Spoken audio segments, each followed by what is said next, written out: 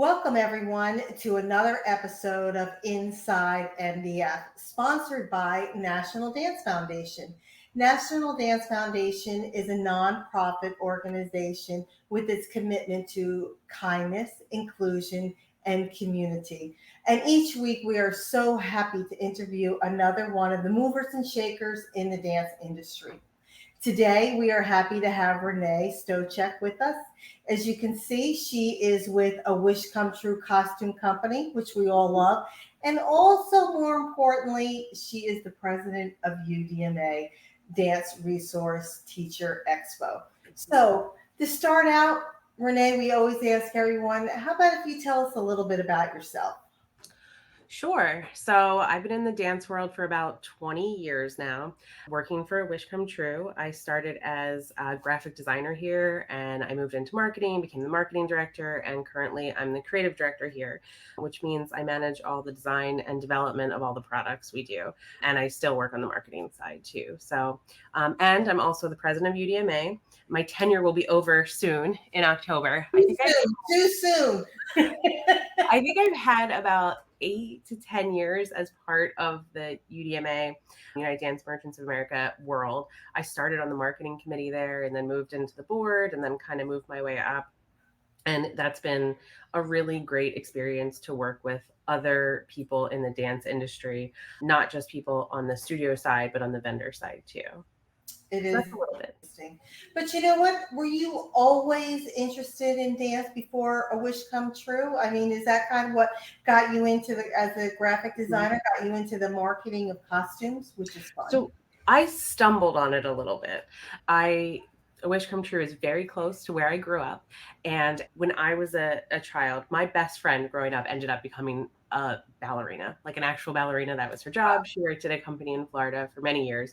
She retired now because, you can't be my age and be a ballerina anymore. So we did ballet classes together when we were 3 and 4 years old. And then she continued on and she actually, and both of her sisters modeled at A Wish Come True when they were kids. So I was always kind of aware that this existed. And when I graduated from college, one of my mom's friends was still working as our lead sales rep at A Wish Come True. And she said, I think you would really like this industry. It's a lot of sparkle and glitter and it kind of fits. And I came in and was like, yeah, this sounds fun. And it was close to home. And it became something that really grew and grew as I got to know the dance industry. It's very niche. It's a small world, right? This Yeah, is the small dance world we live in. a Um, small big world. Actually, exactly. Yeah, it is.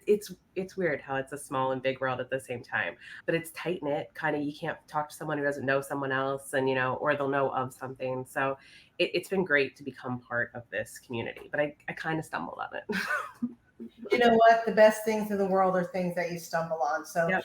that's kind of, I've always known of National Dance Foundation was National Dance Week, and UDMA, and I kind of just stumbled onto both of them myself. So I understand Mhm. completely.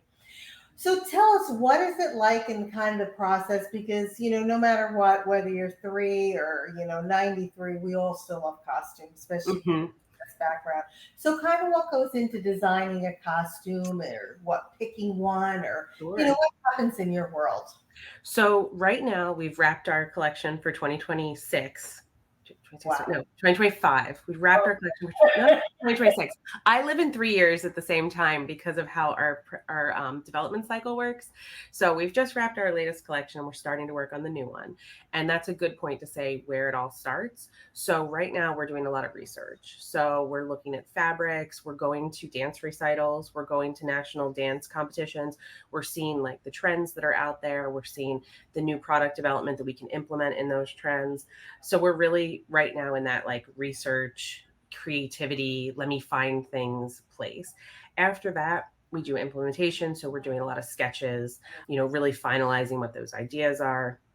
The collection takes 8 months to put together, 9 months maybe.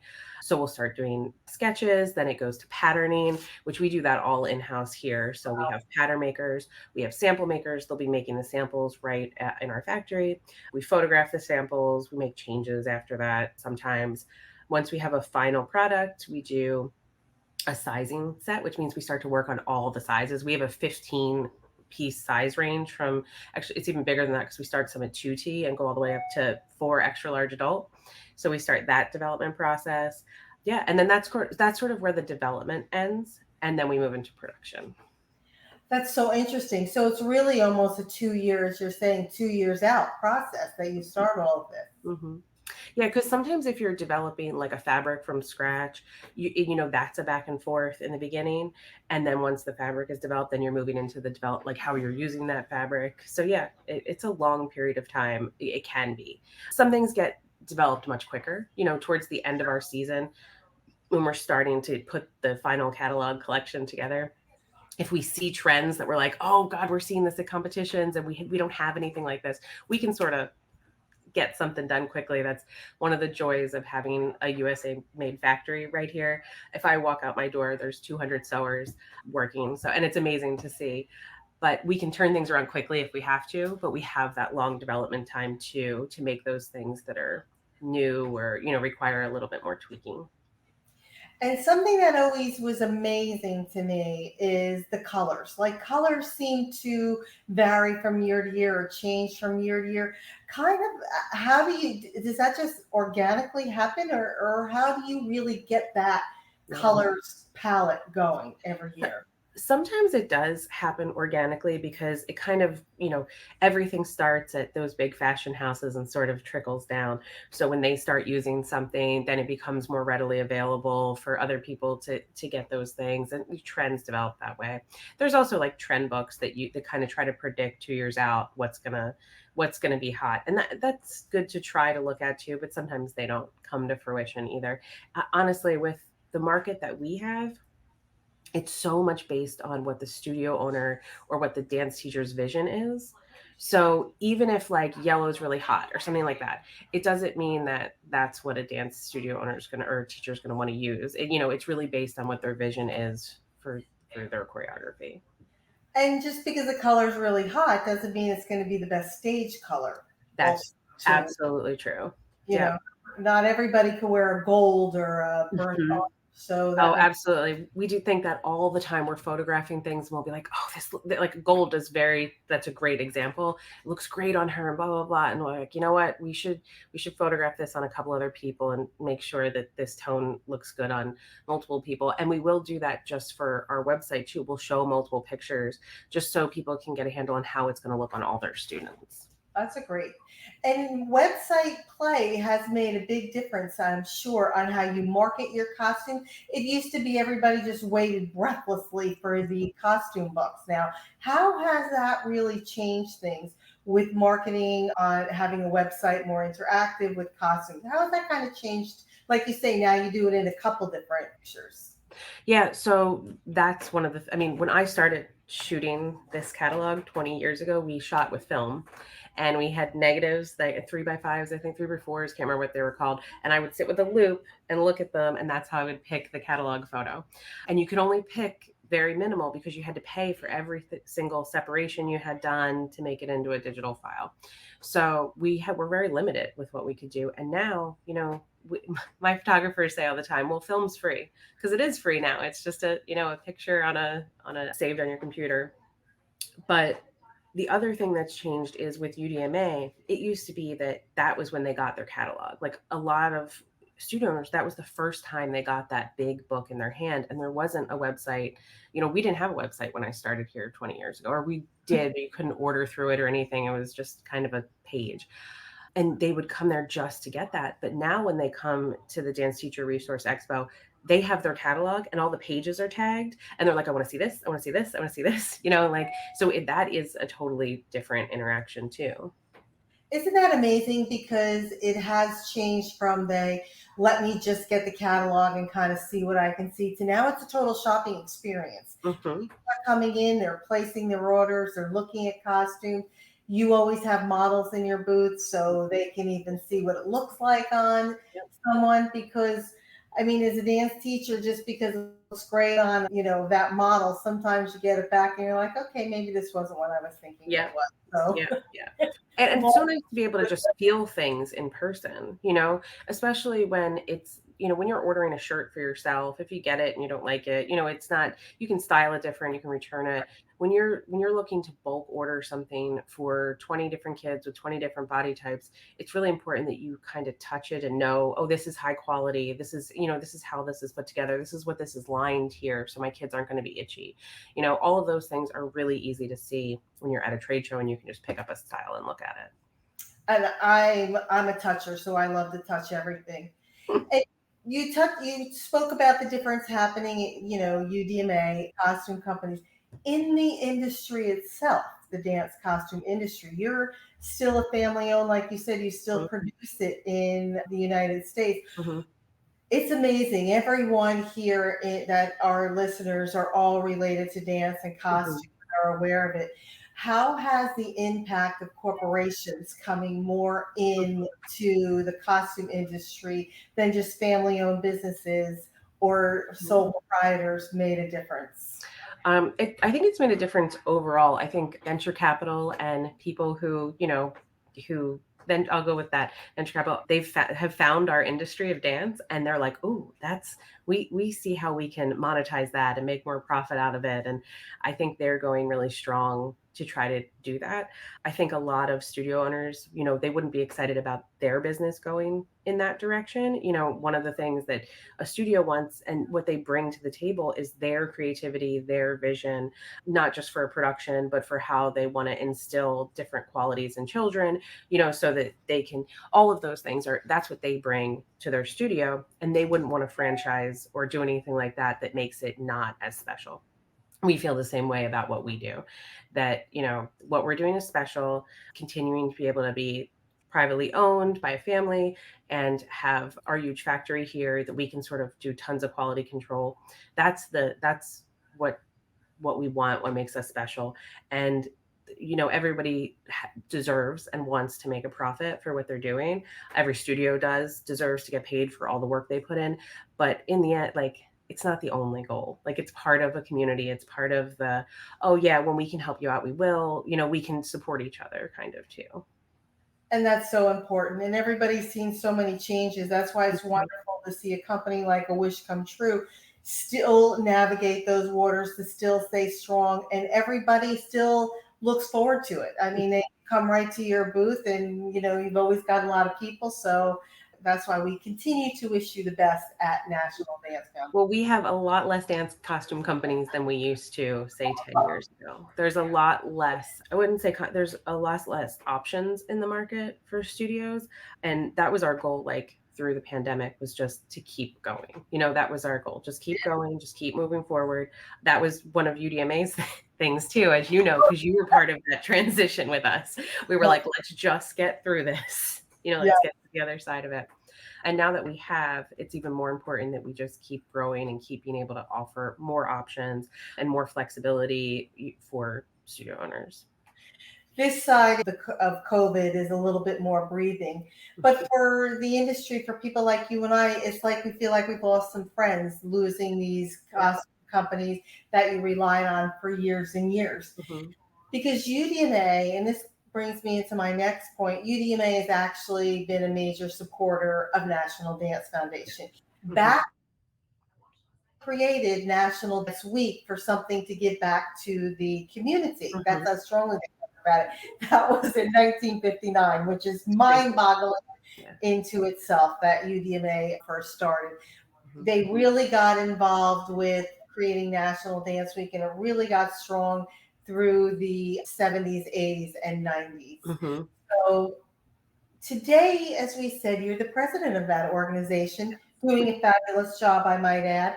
Thank you. So, talk us through your journey of how you even got involved in being on the board in you. So I attended from the first year I worked at A Wish Come True. I attended UDMA, and it was the biggest event we did every year. And I loved going. It was the one time a year as on the more back end side, not front customer service sales side, got to meet customers. And it kind of changed the whole way I looked at what we were doing because you got the perspective from the customer, what their end use was, what they wanted, all those things. So it was such a great experience. And at that time, it was the only time we met customers face to face, really. There was a couple other options now, but that was the only time we did it. So it was invaluable. And it was invaluable for everyone in the company to go. Like we sent an array of people, pattern makers, because just knowing the customer perspective firsthand was so important. And then I'm not sure at what point I knew some people on the board. Yeah. Actually, the person who roped me in was Margot Cece. I don't know if you remember. I do remember her very well. Very and nice. she was on the board or on a committee. I think she was on the board at the time, and we had become friendly. From company was on the board from CC for years. He was great. Yeah. Well, they were one of the original. They were around forever. They were one of the originals. Sorry, excuse my phone. That's okay. We love it. It's like real life, so we love it. And CC's one of the major companies that started National Dance Week. Mm-hmm. Yeah. Yes, and they were so committed to dance. I mean, when I heard the story about how like her mom was a sewer and a studio owner. Her mom was a studio owner, and it was her dad's mom who was the sewer, and how they met and they started working together and creating CC. It was just such a great story. But I had so many of those, like people like that who influenced me. We were much younger then, but we were the same age. And then Ashley Stone was the same age as me and was on the board too.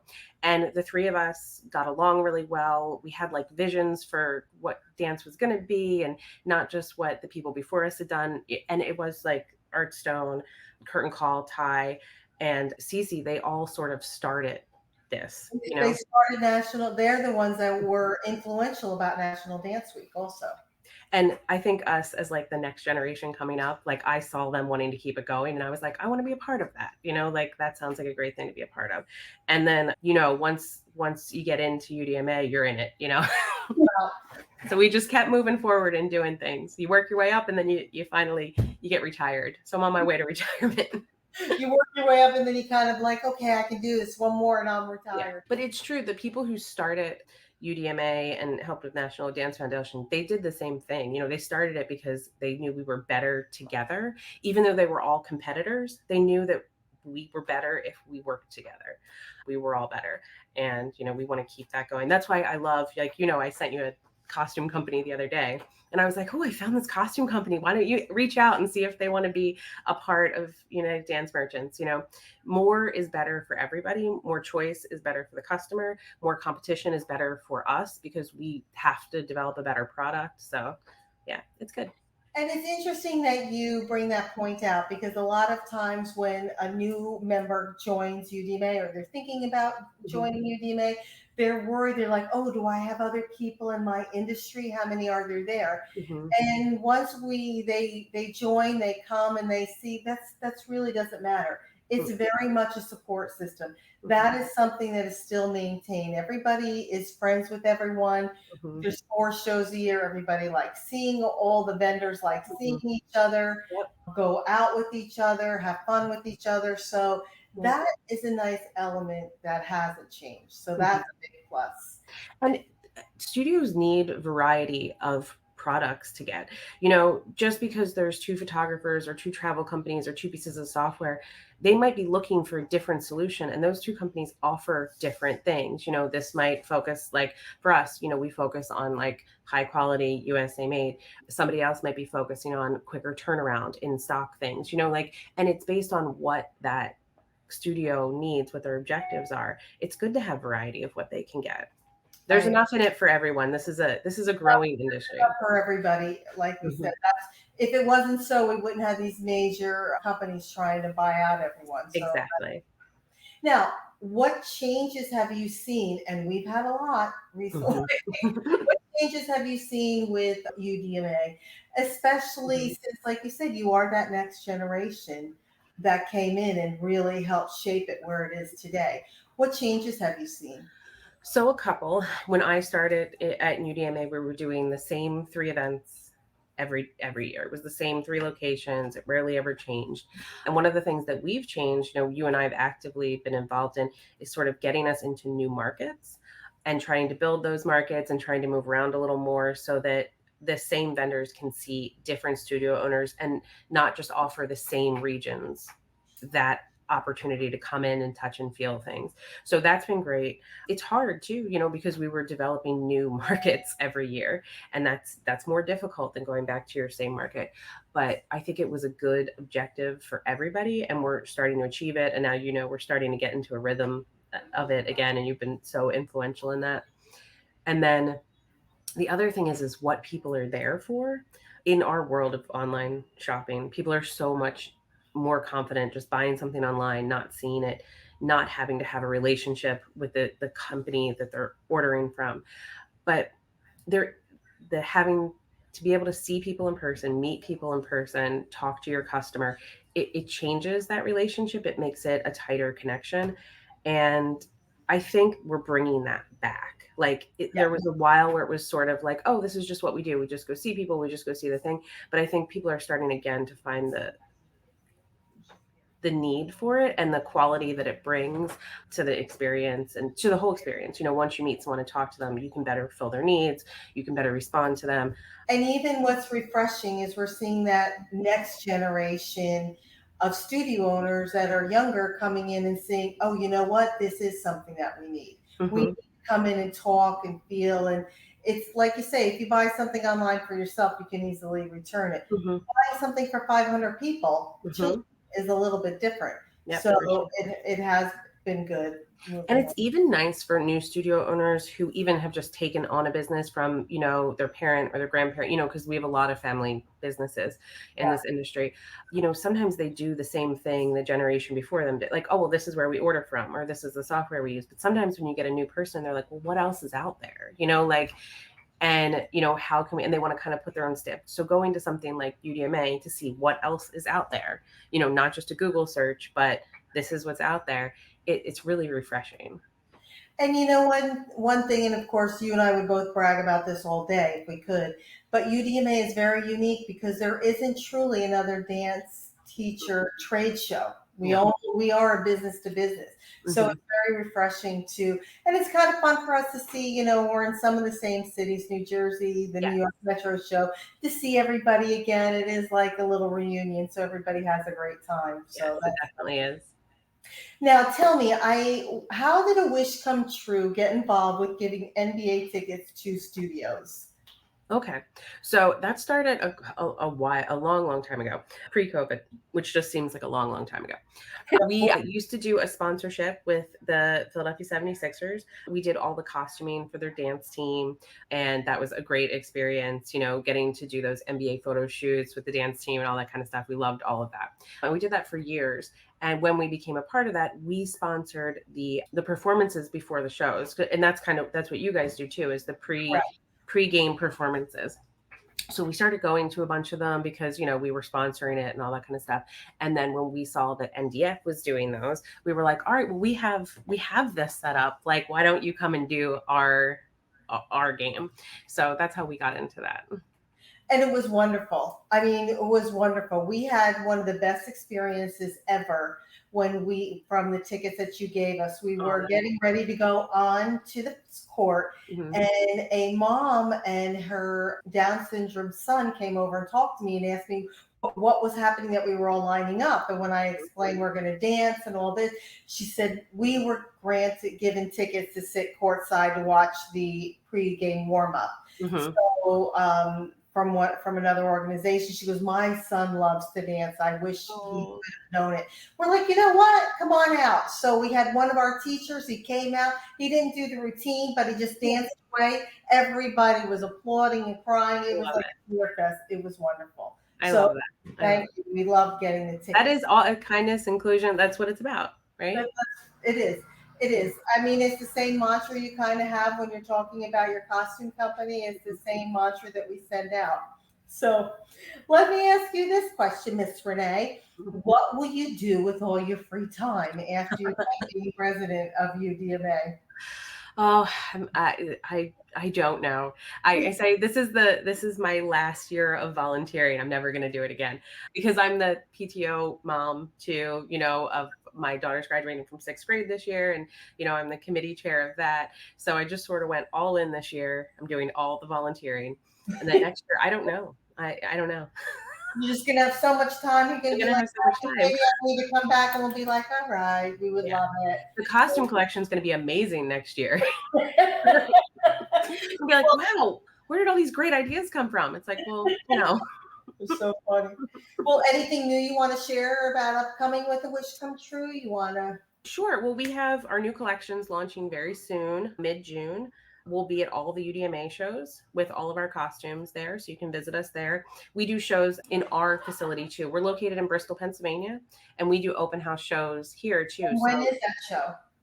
don't it's on our website for sure. It's towards the end of August, and then we do one in November. I don't have the dates, exact dates, but any studio owner with their dance teachers can come, and we do a factory tour. You can walk through our factory. We'll show you how we make a costume from beginning to end. So if you're close, or even if you're not close and you want to attend something like that and see all the costumes here, we do lunch and everything. Just go on wishcometrue.com and go to trade shows, and you'll be able to find everywhere we are. That sounds like a lot of fun. A lot of fun. Renee, I can't thank you enough for taking time out of your busy schedule to talk about A Wish Come True, UDMA, and to thank you for supporting NDF with the tickets and the kindness that you always show us. So, any final comments before we end our episode? Well, Kathy, you should come visit us too in Bristol, Pennsylvania. I That's think your invite. It's your invite to come out and visit us here.